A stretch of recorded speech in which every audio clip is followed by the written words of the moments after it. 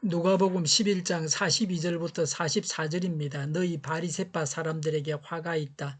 너희는 박하와 운향과 온갖 채소의 11조는 바치면서 정의와 하나님께 대한 사랑은 소홀히 한다. 그런 것들도 반드시 행해야 하지만 이런 것들도 소홀히 하지 않았어야 하였다. 너희 바리새파 사람들에게 화가 있다. 너희는 회당에서 높은 자리에 앉기를 좋아하고 장태에서 인사받기를 좋아한다. 너희에게 화가 있다. 너희는 드러나지 않게 만든 무덤과 같아서 사람들이 그 위를 밟고 다니면서도 그것이 무덤인지를 알지 못한다. 아멘. 42절과 43절에 너희 바리새파 사람들에게 화가 있다.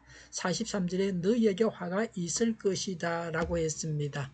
계속 반복해서 화가 있을 것이라고 합니다.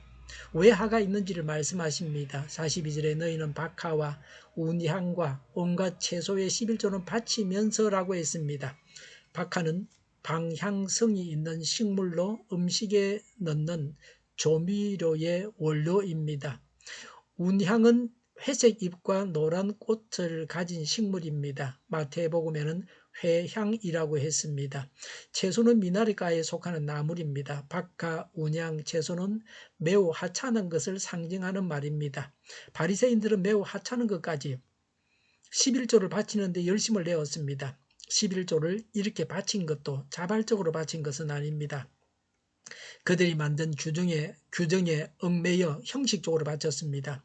정작 지켜야 할 율법의 근본 정신은 간과했습니다. 예수님은 가치의 경중을 잘못 인식한 바리새인들의 어리석음을 책망하신 것입니다. 42절에 정의와 하나님께 대한 사랑은 홀로 한다라고 했습니다.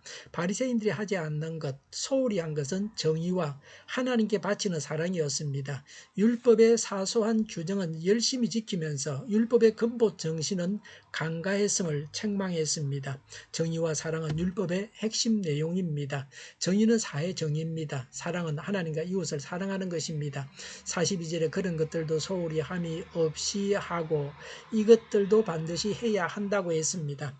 사랑과 정의를 행하면서 11조도 해야 한다는 겁니다. 사랑과 정의라는 율법의 근본 정신을 따르면서 11조를 하는 것과 같은 율법 준수도 이행해야 한다는 겁니다. 바리새인이 교만과 맹의욕에 사로잡혀 있음을 책망하십니다. 43절에 너희는 회당에서 높은 자리에 앉기를 좋아하고 그랬습니다. 바리새인들의 교권적 교만을 지적하는 말입니다. 높은 자리는 가장 높은 자리입니다. 회당 내에서 율법책을 넣어두는 교회의 맨 앞자리입니다. 이 자리는 종교적인 명예를 의미합니다. 바리새인들은 이 자리를 차지하기 위해서 경쟁이 치열했습니다. 이러한 것들은 그들이 교만하여 다른 사람 위에 군림하기를 좋아한다는 까닭입니다. 43절에 장태에서 인사받기를 좋아한다고 했습니다. 바리새인들은 세상적인 명예를 즐겼습니다. 특별히 여기서 문안하는 것은 상대방의 평안을 묻는 것이 아닙니다. 상대방의 우울함에 대해서 정성스러운 말로 인정해주는 존경의 표시를 말합니다. 바리새인들은 이처럼 시장과 같이 사람이 많은 곳에서 문안을 받음으로써 인사를 받음으로써 무사람들로부터 인정받는 것을 즐거워했습니다. 44절에 너희는 드러나지 않게 만든 무덤과 같아서 사람들이 그 위를 밟고 다니면서도 그것이 무덤인지를 알지 못한다고 했습니다. 바리새인의 본질적인 모습을 지적하셨습니다. 유대인들은 사람이 죽으면 동굴에 장례했습니다. 그러나 죄를 짓고 처형된 죄인들은 봉분 없이 평토장을 했습니다. 봉분이 없어서 죽음이 은폐되었습니다. 그래서 무덤 주위에는 보통 하얀 회를 칠해 놓았지만 세월이 흐르고 나면은 그런 표식도 사라지게 되고 사람들은 무심코 그 무덤 위를 밟게 됩니다. 율법에 의하면 무덤과 접촉한 자는 의식적으로 7일간 부정했습니다. 예수님은 사람을 부지 중에 부정하게 만드는 평토장을 바리새인과 동일시하셨습니다.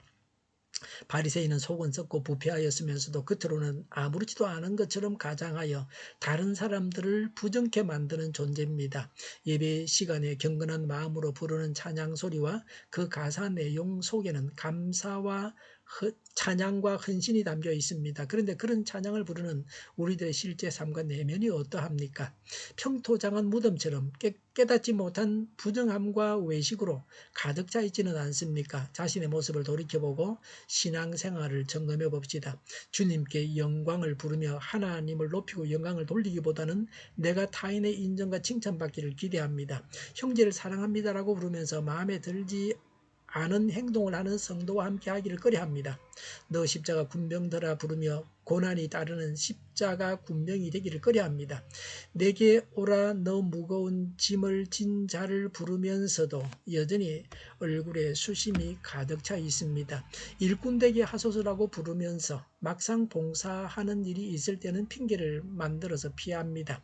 나의 것이 아니오를 부르면서 나의 것을 주장하고 아주 조그만한 것도 이웃에게 나눠주는 데 인색합니다. 나의 사랑하는 책을 부르며 성경 말씀은 전혀 보지 않습니다. 나 세상 즐거움 버렸네라고 하면서 그렇게 노래하면서 찬양하면서 세상에서는 부와 편안함의 부러움을 가지며 또한 가요를 즐겨 듣습니다. 이러한 것들이 매일 하나님께 예배 드리는 마음으로 살아간다고 하는 우리의 모습이 아닙니까? 바리새인들은 공동체에 대한 사랑과 관심 등 중요한 일은 무시하고 하나님을 기쁘시게 한다고 하찮은 문제에 관심을 기울였습니다. 자신들의 명백한 가오를 이런 행위로서 무마하려는 것입니다. 그들은 하나님과 이웃을 사랑하는 마음 없이 매우 썩어 있으면서도 외견상 경건한 채 하여 존경받기를 원합니다. 교회당을 아름답게 꾸밉니다.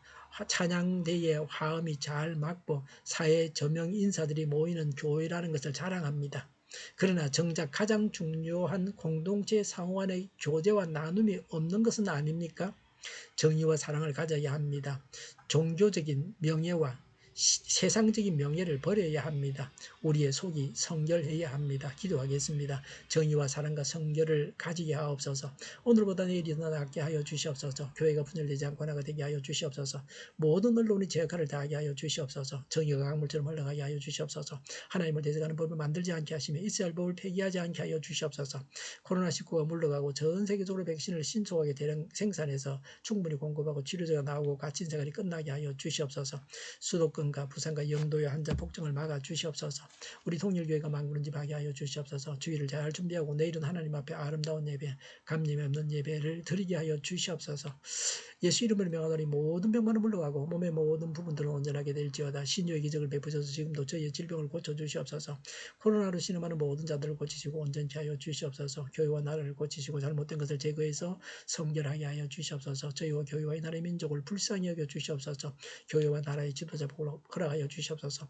하나님께서 기뻐하시는 교회와 나라가 되게 하여 주시옵소서. 늘 맑은 공기를 마실 수 있게 하여 주시옵소서. 공부한 학생들에게 지혜를 다하셔서 앞서가게 하시며 합격의 영광을 누리게 하여 주시옵소서. 오늘도 하나님 안에서 차고 넘치는 삶, 복된 삶을 살게 하여 주시옵소서. 감사와 찬양을 주님께 돌려드리며 예수님의 이름으로 기도하옵나이다. 아멘.